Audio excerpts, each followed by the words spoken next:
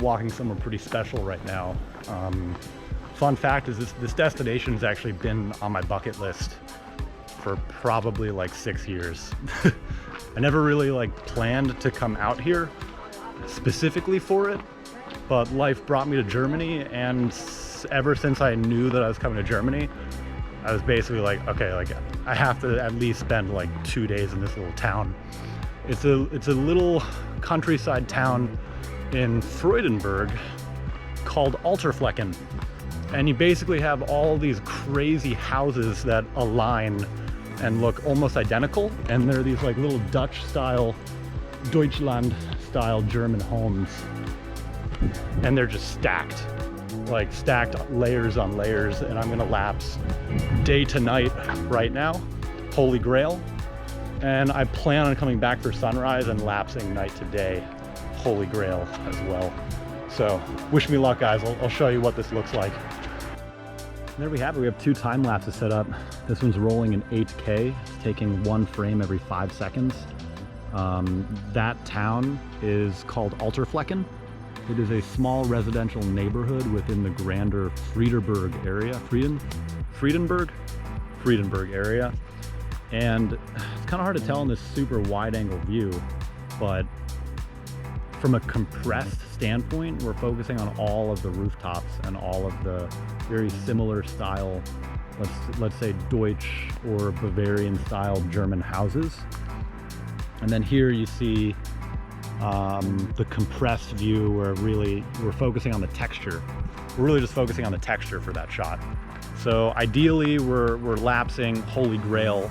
So the sun just went down way over there. And I really think it would be awesome to capture all of these lights popping on.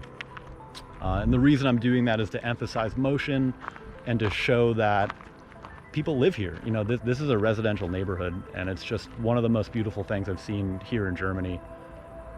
It's pretty cool. So let's check these lapses out. Let's see how they came out.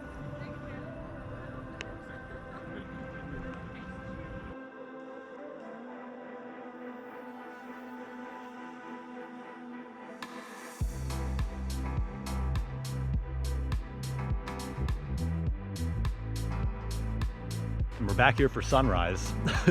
I've just been lapsing all the lights, starting on, all the street lights, a couple house lights popping on and off. And now it's all the street lights, they just turned off. I'm waiting for the sun to come up over there. I'm just, this is just a park, by the way, like in case anybody was curious about the location. You just take these stairs up from the bottom of that little town over there. And there's like literally just this little viewing platform. It's a very easy, it's a very kosher spot to shoot. A lot of people come here. I think I'm here during the off season or in like a post-pandemic, pre-comfort like time period, because I feel like usually there are buses of tourists that unload people at the bottom of the hill, and there are usually a lot of people standing here, but as you can tell, it's kind of nobody here, like at all. So I think generally I've been very lucky in Germany to be able to experience a lot of these really nice, beautiful places without crowds of tourists and people. But as we saw at that other castle, Burg Eltz, that was just not the case. Maybe all the tourists in Germany went there. Who's to say? But I'm still waiting on the horizon for the sun to peak just above those clouds over there. On a very small window between the first layer of clouds and the second layer of clouds, and that's when all the golden light is going to hit these homes over here. And I'm hoping it'll translate very well in time lapse, especially going from night to blue hour, like through sunrise to golden hour. I think it'll look very slick. Last night when I was shooting sunset, the sunset way over there in that direction, which actually cast shadow instead of basking these homes in golden light. And one Hail Mary of last night was, I got super lucky, was not planned, but the full moon actually came up over there, and the moon at night in blue hour ended up illuminating the homes in a much more dynamic way. So I got super lucky with that.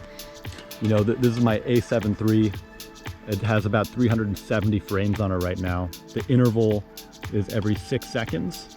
It's on aperture priority mode. My focus is shifted to manual. I've turned off steady shot, which is very important. That's like your internal, your in-body image stabilization. ISO is at 400. Aperture I left a little wide just because it started very dark and I didn't want to have a ridiculously long shutter speed.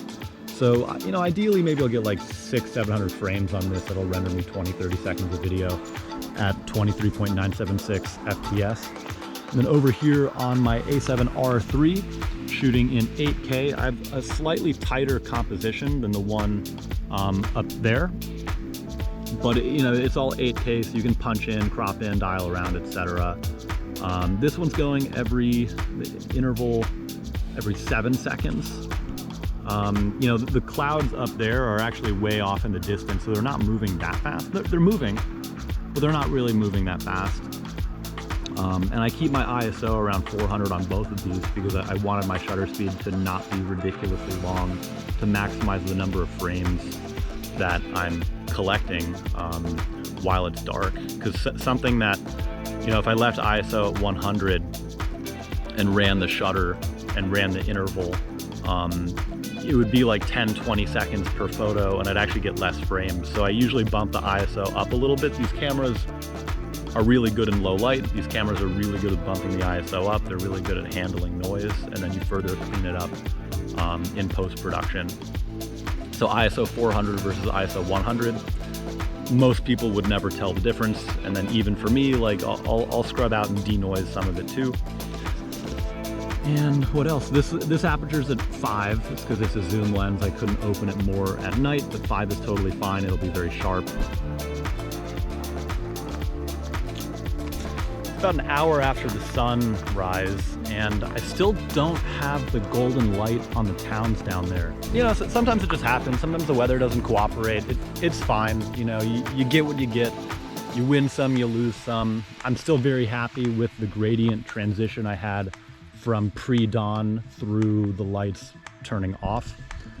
I really think seeing this place in golden light would be amazing, but it's already like, I think we just have cloud cover on the horizon over there. We just don't have it, which is okay.